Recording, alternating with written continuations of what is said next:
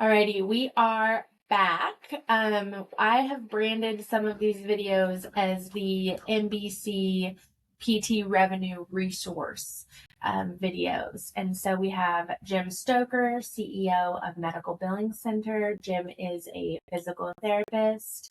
And yeah, we're just going to chat. We're just going to get into the conversation today and talk a little bit education, clinical education, and see what kind of conversation. Right. So we've talked before about the need to coach your staff and designating time to coach your staff, invest in your staff, and your staff will continue to grow, and that will improve efficiencies and return and all the good things that come along with that for your organization. One of the more common topics to coach your staff is charge diversity. At MBC, we receive questions all the time from clients. How do I improve my payment per visit? What's my payment per visit? And things about payment per visit. One of the first things we look at is charge diversity. Very, very common, and I've seen this for years, but it's very common that you'll see probably anywhere from 60 to 80% of the charges submitted over the course of a period of time are two codes, 97110 therapeutic activities, therapeutic exercise, and 97140 manual. And that's all they do start to finish. There's a couple reasons that's not good for the PT industry.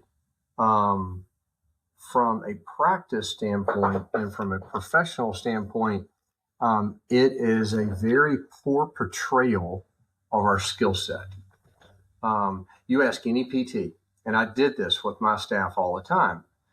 When you look at their codes and what their charge diversity is, the first thing I ask them is like, well, do you do any functional activities, functional rehab with your patients? And of course, they're like, oh, of course, everybody does functional. Of course I do functional. Do it all the time. Well, according to your charges, you don't. That's all the insurance sees. They see your codes. You are a number. Like it or don't like it, we're a number. And they have actuarials that review their data source. And so if we see a rotator cuff repair or non-surgical, whichever, and they start with, they're in acute phase, and they start relatively easy, you're trying to get range of motion back, they're, constant relenting pain, you're trying to do pain modulation and calm things down, so you're doing easy range of motion. Maybe you're starting off with isometrics and pendulum and cane, passive assisted, all that kind of good stuff. That's therapeutic exercise. That's manual, and that's very appropriate.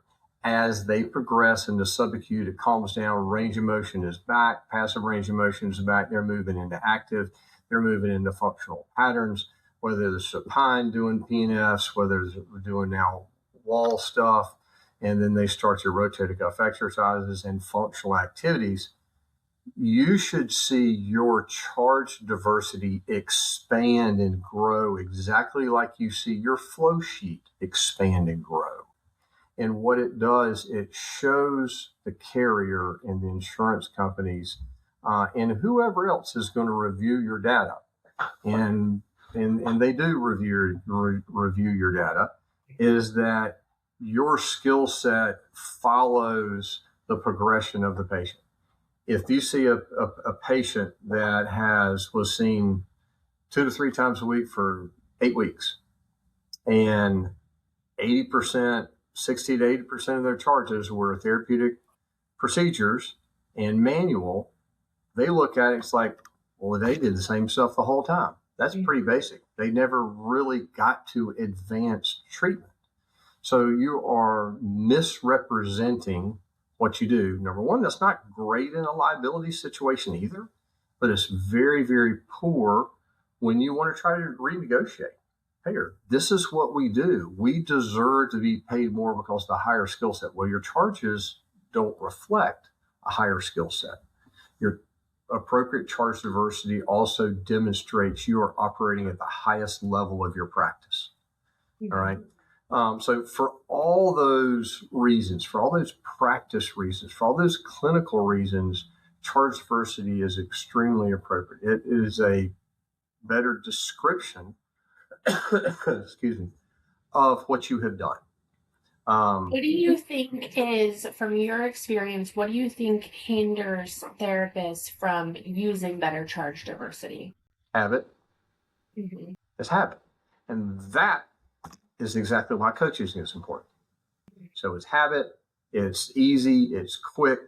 There's in addition to that, it's not only habit, but it's when you do your notes.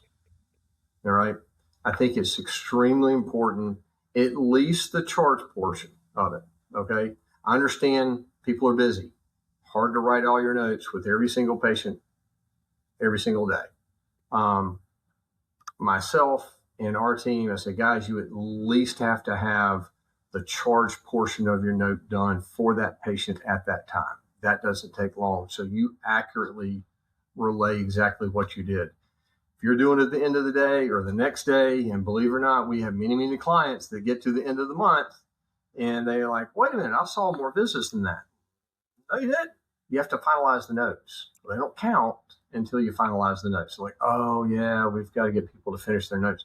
Well, if you're going back hours or days after the fact, you don't remember exactly what you did.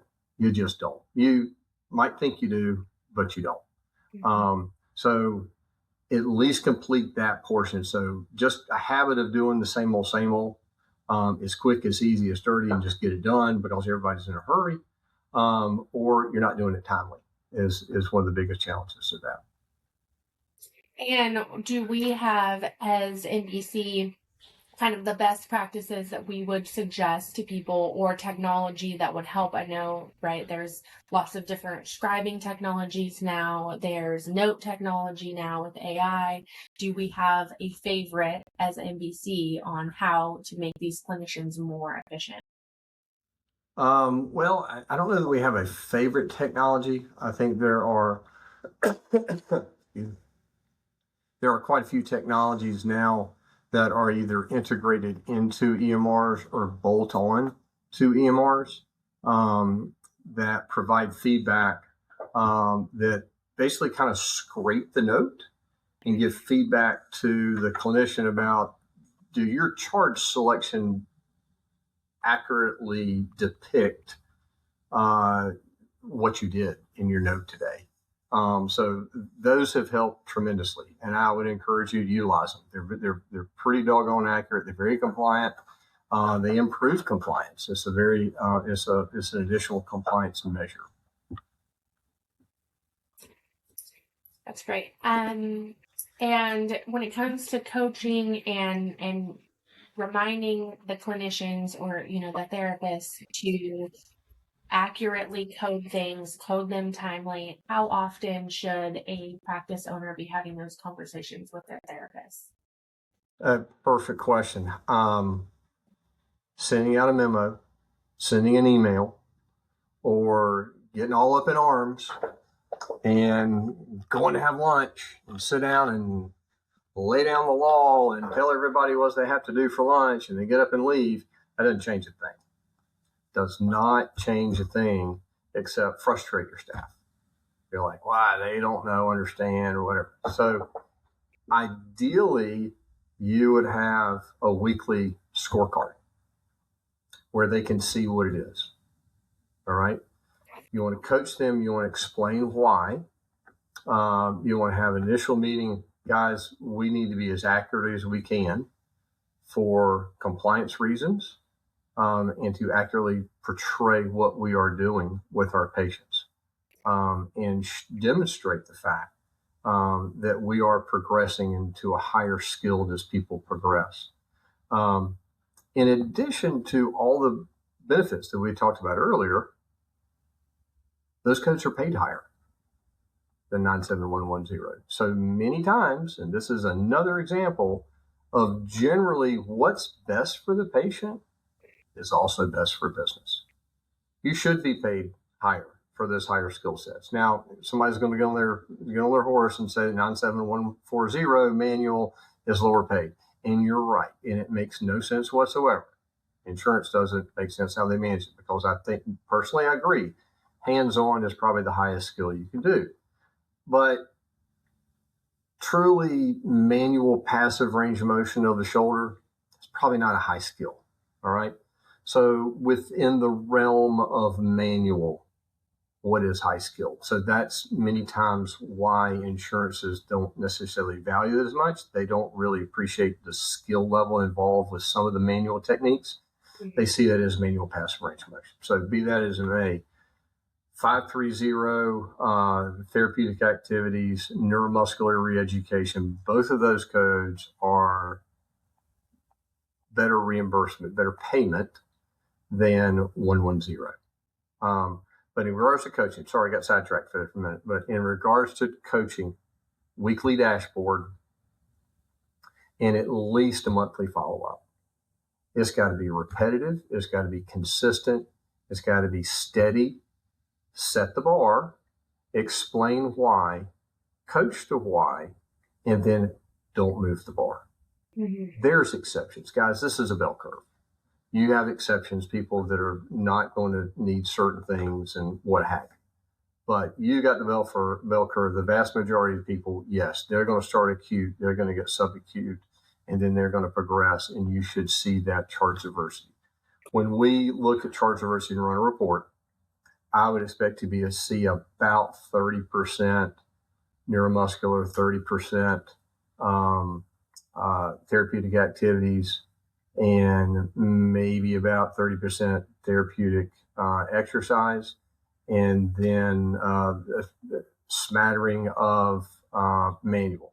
Now that could be 20-20 and 10 or 15 for manual. There could be a little variation, but you should have a pretty even dispersion of therapeutic exercise, therapeutic activities, neuromuscular, and then you fill in the rest with manual, and we won't get into the whole modality discussion.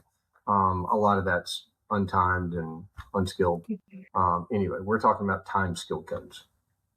But coach consistent, coach often, stick to the basics, and squeaky wheel gets the grease. Just same thing over and over and over and over.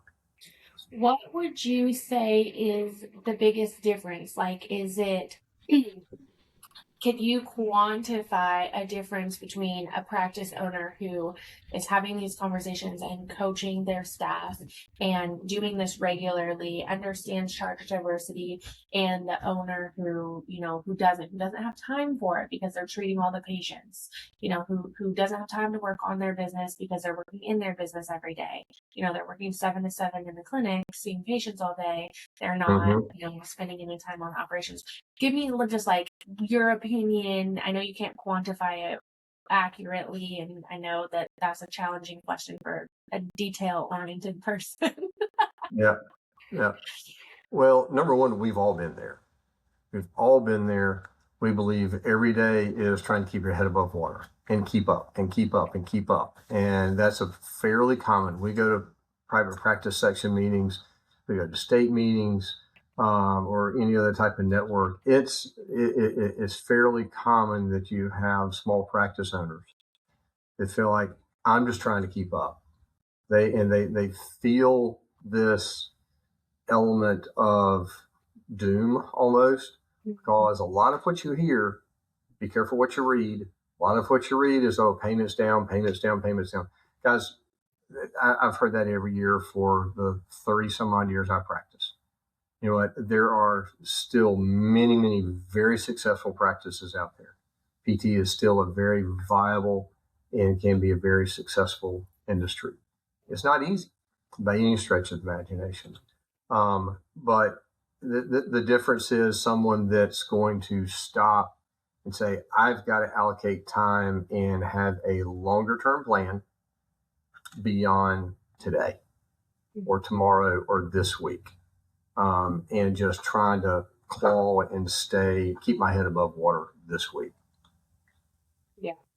I think it goes to, this is a conversation that I love what MBC does and our mission to support independent, physical therapy practice owners by doing the task of collecting their money. But it goes back to the mindset, the entrepreneurial mindset, right? The entrepreneurial mindset lives in the whirlwind or the fire, does not necessarily always strategize the long term, goals and plans and those types of things. Right. So it's one of those things that I see a lot of that in physical therapy clinic owners that we speak to. Well, and that's where MBC can help. The best part of my day is interacting with PT owners and their practices. The conversations and the coaching that I just talked about, I did that with our clinics and our staff. And it's rewarding. It's enjoying. I enjoy doing that. And that's what I do with many of our clients and offer it to any of our clients. We love to do that. We have presentations. We talk about effective billing and the difference between certain rules, Medicare rules, and total time rules, and charge diversity. We go over the code definitions. We talked about in more detail what I just explained, why it's important and how it's beneficial. And we do that very frequently with clients. You can get consistent reports that you can use during your monthly follow-ups. So after, say, MBC helps you with the initial presentation, then you have the follow-up. You have a monthly report where you get your charge diversity report. And you see what everybody's charging, and you use that. And so we understand that and enjoy providing value to clients beyond send me your claims, I'll send you your money. There's more to it than that. I understand there's more to it than that. There was in my practice every day. And we enjoy partnering. And that's where we believe truly being a partner with our clients provides value. That's right. All right. Any last minute thoughts or ways that we have discovered this week people need support other than I feel like we always need front desk support, we always need resources. One of the things that I think MBC is doing really well is providing those resources to our clients via our school community and via our website, where you can get downloadable resources. Currently on our website, we have the total time rule guide, and then we have a guide to physical therapy billing. Those are both free downloadable resources that are available on our website. And like Jim mentioned, just being able to talk to clinic owners and even if we never work with them, just talking with them, forming that relationship and seeing, is there guidance that they need that we can provide for them until they are ready to become a client. Yeah. Last thing I would suggest is something that I was reminded this week, and I have been reminded this many, many times over the years, is every now and then you have to intentionally reset and set your priorities. It's easy to get too many irons in the fire. And when you have too many irons in the fire, we have to do this, we have to do this, we have to do this. And you feel like you have 5, 6 or more projects or initiatives of what you're trying to do, and all of a sudden not making progress in any of them. Reset. All right, guys. What's our biggest priority? Where's our biggest opportunity to improve our practice?